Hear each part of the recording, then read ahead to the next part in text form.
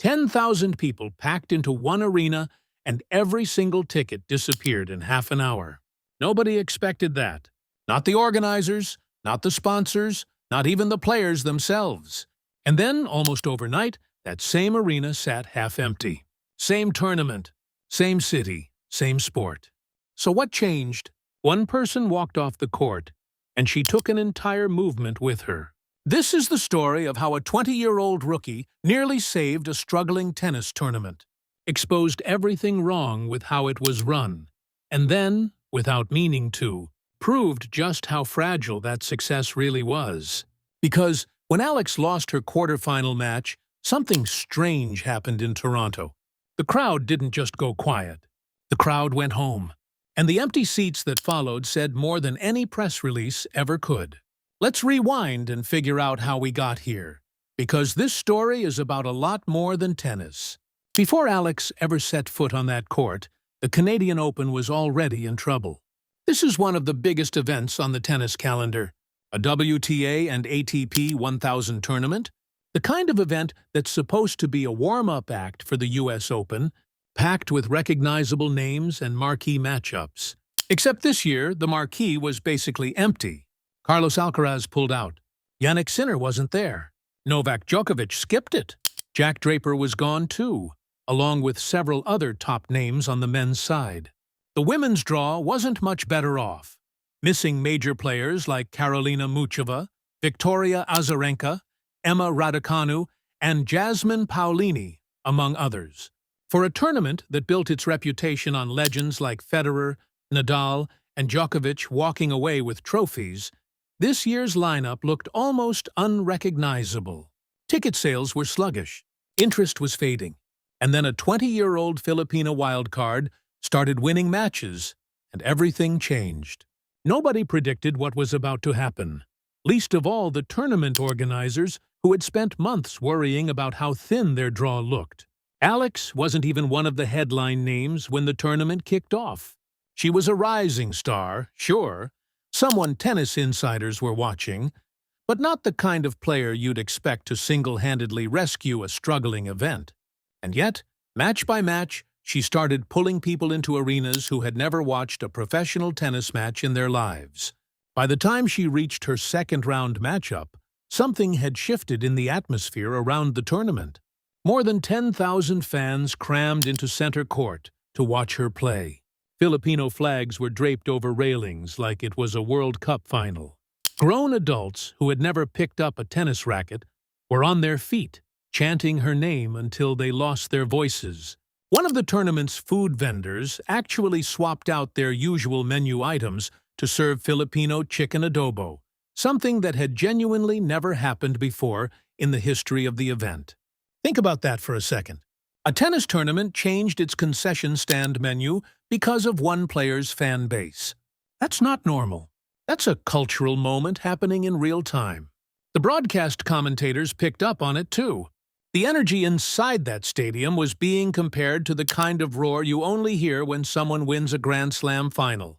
And this was just a second-round match. So why did this happen? Why did one player generate this level of devotion almost overnight? The answer has less to do with tennis and everything to do with representation. The Filipino community in Toronto is enormous, well over 250,000 people according to recent census data. And for a lot of them, professional tennis had simply never been on their radar. It wasn't their sport. It didn't feel like it belonged to them. And then suddenly, there was a Filipina competing at the highest level of the sport, on Canadian soil, and winning. That hits differently. This wasn't just about watching good tennis.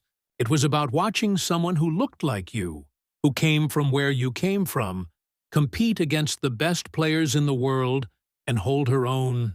Fans started showing up, not because they loved tennis, but because they loved what she represented. One fan, Warren Paul Katakutan, was so moved by the moment that he had custom T-shirts printed up for his friend group. Plain white shirts with the words Rise, Believe, Inspire printed across them.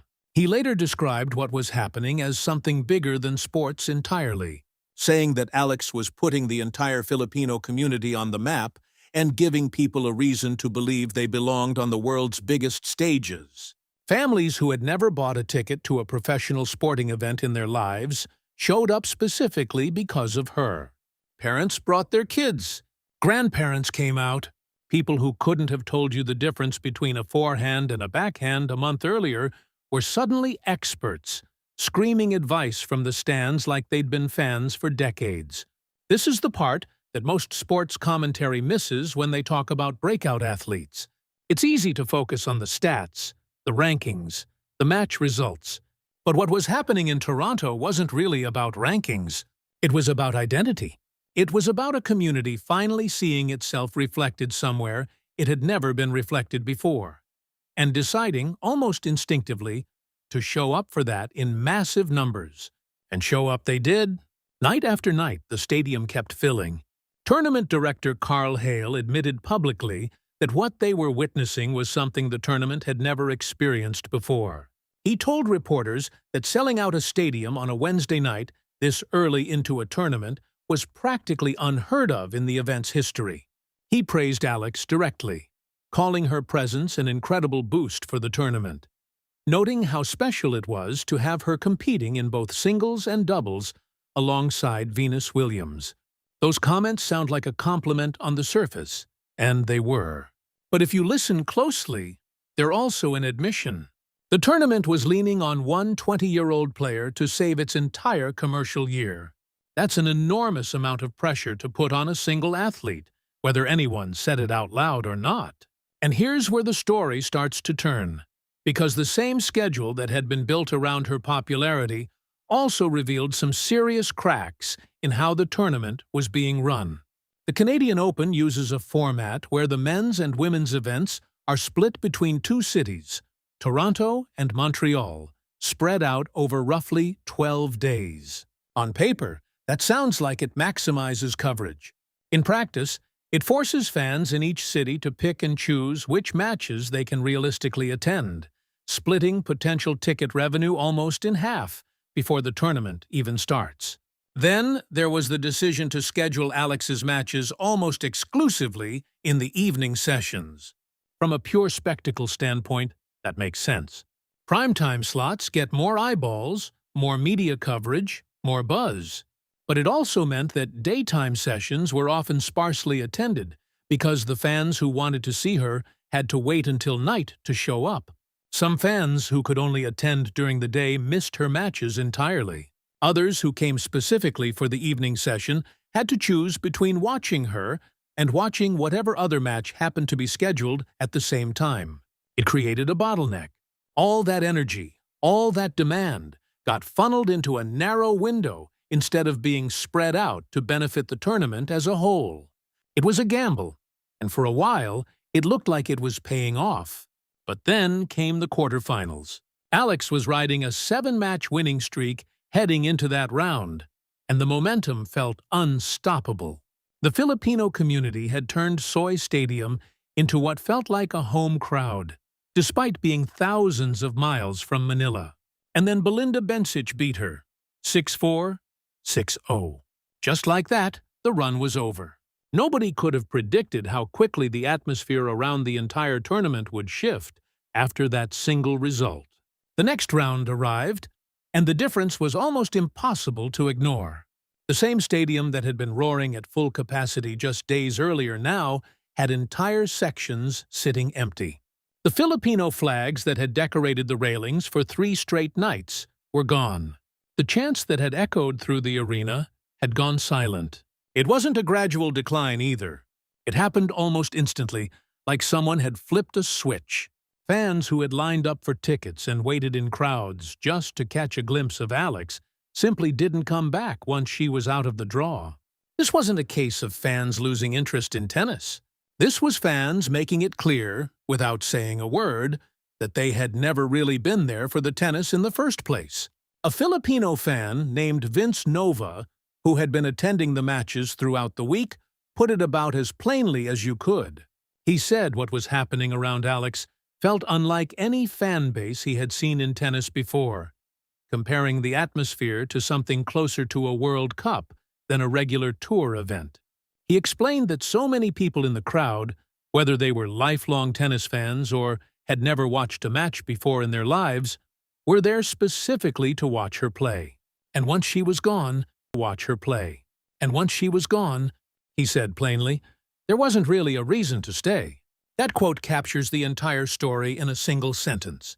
The fans hadn't come for tennis. They had come for her.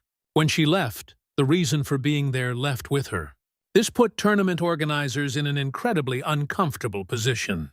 On one hand, they had just experienced the biggest surge of ticket sales and public interest the event had seen in years, arguably ever, for matches involving a player who wasn't even one of the pre-tournament favorites. On the other hand, they were now staring at a semi-final round, historically one of the most important and highest revenue stages of any tournament, playing out in front of a stadium that was only partially filled. Think about the optics of that. The final 4 matches of a major professional tennis tournament, the round that's supposed to represent the climax of 2 weeks of competition, drew a smaller crowd than a random second-round match earlier in the week. That's not a normal outcome. That's a tournament that built its entire commercial success around one storyline, and then had absolutely nothing to fall back on once that storyline ended. Social media picked up on the tension almost immediately. Fans who felt like the tournament had mishandled its scheduling started venting online, criticizing both the ATP and WTA for what many described as a flawed Masters 1000 format that neither players nor fans were happy with. One widely shared post summed up the frustration bluntly, calling the new format a disaster for players and fans alike. Another comment went even further, accusing the changes of actively hurting the sport rather than helping it grow. Whether or not you agree with those criticisms entirely, it's hard to deny that this tournament handed critics a perfect case study. Here was an event that had every excuse to fail. A depleted draw missing most of its biggest stars. A format that splits fan attention and revenue across 2 cities. And yet, for one incredible week, it found unexpected success anyway, purely because one player captured the imagination of an entire community. And then it wasted that success by failing to build anything sustainable around it. So what actually went wrong here, if you step back and look at the bigger picture? It's tempting to blame the fans, to say they weren't real tennis supporters, that they were only there for one player and never actually cared about the sport itself. But that framing misses the point entirely. Fans are allowed to show up for whatever reasons genuinely move them. Nobody owes a tournament their loyalty just because tickets exist. The real failure here belongs to the people running the event. They watched, in real time, an entire community fall in love with their tournament because of one player, and they didn't do anything to convert that moment into something that could outlast her run in the draw. They didn't diversify the storylines being promoted. They didn't build engagement around other players who might have kept that new audience invested regardless of the results. They leaned entirely into one narrative, one face, one storyline. And when that storyline ended earlier than expected, they had absolutely nothing left to offer the fans who had just discovered how much fun watching live tennis could be. That's not a fan problem. That's a strategy problem. And it's one that sports organizations across every league run into constantly, not just tennis. Think about how many teams and events have chased the exact same pattern. A breakout star arrives, ticket sales explode, merchandise sells out, and executives start treating that player like a permanent solution instead of what they actually are.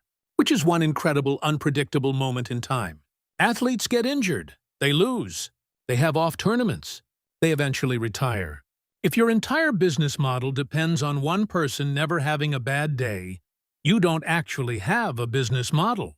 You have a countdown clock. The Canadian Open just found that out the hard way, in front of everyone. What makes this particular story stand out, though, isn't just the business lesson. It's how quickly and visibly the emotional connection evaporated once the results changed. In most sports, fan loyalty tends to be a little stickier than this. Even when a favorite player loses, fans often stick around to watch the rest of the tournament. Maybe out of habit, maybe out of general love for the sport, maybe just because they already paid for the ticket. But here, the drop-off was almost immediate and nearly total. That tells you something important about what was actually driving attendance in the first place. This wasn't casual interest that happened to intensify around one player. This was a movement that existed specifically because of her, built on cultural pride and representation rather than a general love of tennis as a sport. And movements like that don't transfer easily. You can't just swap in a different athlete and expect the same crowd to show up chanting a different name. The connection those fans felt wasn't about tennis skill or rankings. It was about seeing themselves represented at the highest level of a sport that had never really made space for their community before. That kind of emotional investment is powerful, but it's also incredibly specific. It doesn't generalize. It doesn't transfer to whoever happens to be playing next on the schedule. Which brings us back to that lesson the tournament organizers now have to sit with. Carl Hale himself admitted the sellout crowds were unprecedented, and he wasn't exaggerating. But being honest about how unusual and valuable that moment was is only half the job. The other half is figuring out how to build something durable out of it, and based on how the rest of the tournament played out, it doesn't look like anyone had a real plan for that. Instead, the semifinals played out in front of a half-empty stadium, a jarring contrast to the deafening energy from just days earlier, and the tournament was left to quietly absorb the consequences of putting all of its momentum behind a single storyline. There's also a broader conversation happening here about how tennis, as a sport, handles moments like this. The current Masters 1000 format has already been a source of frustration among players and fans well beyond this one event, with plenty of criticism aimed at how the extended, split-city schedule dilutes what used to be more concentrated, high-energy tournaments. Add in a depleted field missing several of the sport's biggest names, and you've got an event that was already structurally vulnerable before Alex ever showed up to change the story temporarily. Her run didn't fix those underlying problems. It just covered them up for a few incredible nights. Once she was gone, the format's flaws were fully exposed again, except now with the added sting of everyone having just witnessed what real excitement around this tournament actually looks like. That contrast probably stings more than if the whole event had just quietly underperformed the way it might have without her. Now organizers know exactly what they're missing, and they have to sit with that gap every year going forward. So where does this leave things moving forward? For the Canadian Open, there are some real decisions to make. Do they rethink the scheduling entirely, spreading marquee matches more evenly across day and evening sessions instead of concentrating star power into a narrow primetime window? Do they reconsider the split-city format that forces fans to choose between cities and cuts potential attendance in half from the jump? And maybe most importantly, do they invest in building storylines around multiple players so the entire tournament doesn't collapse emotionally the moment one breakout star gets eliminated? None of these are easy fixes. Format changes take time and depend heavily on cooperation from the ATP and WTA at a level well above what a single tournament can control. But the alternative is repeating exactly what just happened, hoping year after year that lightning strikes twice, that another breakout story emerges just in time to save ticket sales, without ever building anything more sustainable underneath it. As for Alex herself, this run, even with the quarterfinal loss, has to be viewed as a massive success story. She didn't just compete at a high level against a stacked, if diminished, field. She fundamentally changed what a tennis crowd in North America can look like. She proved that representation isn't some abstract marketing buzzword, it's a legitimate, measurable force that can sell out stadiums and reshape a tournament's entire identity, even if only temporarily. The scenes inside that arena, the flags, the chants, the custom t-shirts, the changed concession menu, those moments are going to be remembered long after this particular tournament result fades from the record books. And honestly, that might be the most important takeaway from this entire story. Yes, The empty seats during the semifinals tell a cautionary tale about over-relying on a single athlete. But the full stadiums during her run tell an equally important story about what's possible when a sport finally opens its doors to a community that had never felt truly invited in before. Those two truths exist side by side, and both of them matter. The tournament organizers have to learn from the collapse in attendance, but they also need to remember why those seats were full in the first place, and figure out how to keep building bridges to communities like that one rather than treating this as a one-time fluke they got lucky with. Because if there's one thing this entire saga proves beyond any doubt, it's that fans will show up in massive numbers when they feel like a sport actually sees them. The challenge now isn't finding another Alex. The challenge is building a tournament that doesn't need.